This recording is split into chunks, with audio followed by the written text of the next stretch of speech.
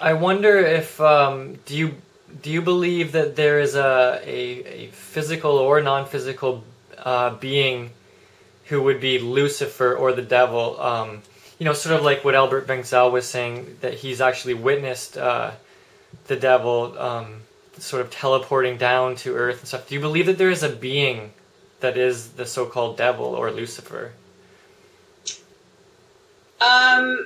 No, I guess I would say there's probably a group of beings that have that designation or want to have that designation. I think that, Ed Dames likes to think that he with the devil as well. I mean, first of all, I don't think that's a good idea. I don't think it's real advisable. But if they are doing something like that, I mean, the fact of the matter is that once you get beyond 3D into 4D and beyond, your ability to morph or pretend to be one thing and to look like one thing to humans is so plentiful that, so what? But yes, if you want to say that there's a heavily negative service to self sort of central, unit or group of beings that designate themselves thereby, fine. But I think that ultimately the multidimensional realities are so complex that to narrow it down to one being is just kind of going over the top, in my opinion. Okay, what about Anu, Enki, Enlil? Yeah, I think these are real persons. I mean, yeah. I do think that there's historical evidence to the effect that there were and there are, actually I think they're still alive and operating, Enlil and Enki. And I do think that there is a battle between those particular groups, that group of Anunnaki. And I think that we're still in the middle of it here on Earth. Okay. Well, we're on the subject of the Anunnaki for a minute. Now, I guess legend has it that they created us as a sort of slave race to mine the gold from Earth. I wonder if you could talk about this for a minute. What was so important about the gold for this group of beings? Well, it kind of depends who you talk to, but in general, as the story goes, the gold was used to take back to their planet to protect them from the sun. It was put into the atmosphere. And apparently there's something of that going on here on Earth as well, that they are putting a shield around the Earth to protect from the solar radiation and so on, because the sun is changing. Chemtrails. Well, yeah, chemtrails are part of it. I mean, okay. It's part of that effort. That's the way they get it up there. So I think that there's that aspect of it, and that's what's in, I think, Sitchin's work.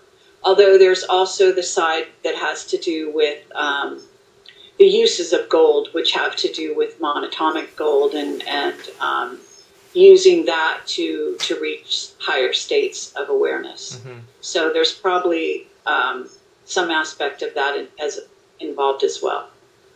Okay. And apparently there's still, I just posted on my blog today that they're apparently still involved in some of that.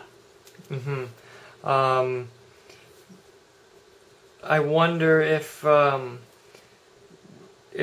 to what extent do you think we may have been manipulated genetically by this group of beings? To the ultimate extent. I think that the manipulation goes on, and there's more than one group, again, that are involved in it. I understand that the Greys work for the reptilians. The reptilians have a hand in all of this. Sorry. And I know that the Anunnaki initially were involved in creating us at a certain point, but then a lot of other races have gotten involved since then. So humanity is kind of a melting pot of races.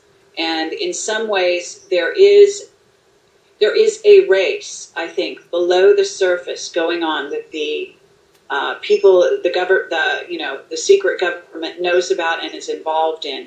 to create the ultimate man or the ultimate being that is in, that will have the power of all the different, the ultimate powers of the various races, as well as the traits of humanity that we currently have.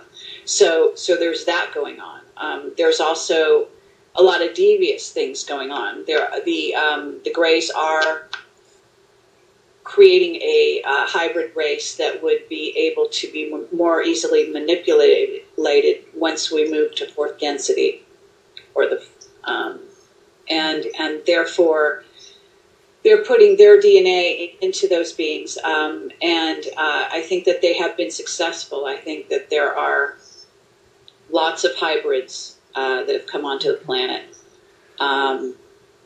But I also have some good hopes for those hybrids. In other words, that they won't end up to be easily manipulated once we move to 4D. Okay. But in terms of sort of creating man, is it not possible that that the creator or the source has, when you look back through history at people like Jesus or other prophets and things through history, is it not possible that man has already been created perfect, or at least able, to perfect himself? Well, no doubt about it. But you have to decide whether you're talking about the physical, in other words, the 3D physical man as we see him or her now, and whether you're talking about us as spiritual beings, multidimensional spiritual beings that are eternal. So as a spiritual being, I believe we are perfect.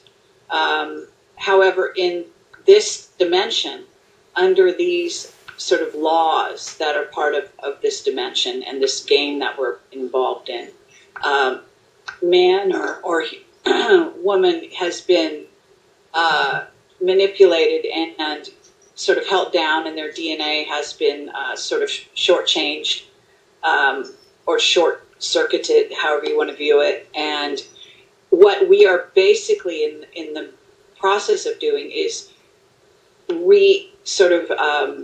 reawakening and recreating ourselves back into perfection, if you will.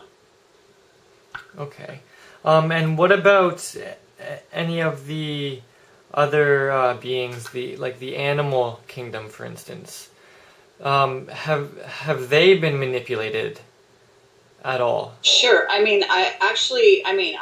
believe that the ETs that originally seeded this planet on many levels, first they do create planets. That's part of the process.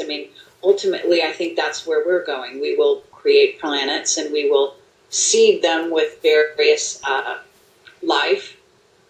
So you will get plants, and we genetically engineer plant life. That all of that has happened here. It's basically like playing in the laboratory, and the animals or all the different species have been genetically engineered. And I think in some ways the animals and plants are often reflections of the creators in some form or fashion, the initial creators, so that they will have seeds of all of that. And then there's an evolution that goes on within both those groups as well.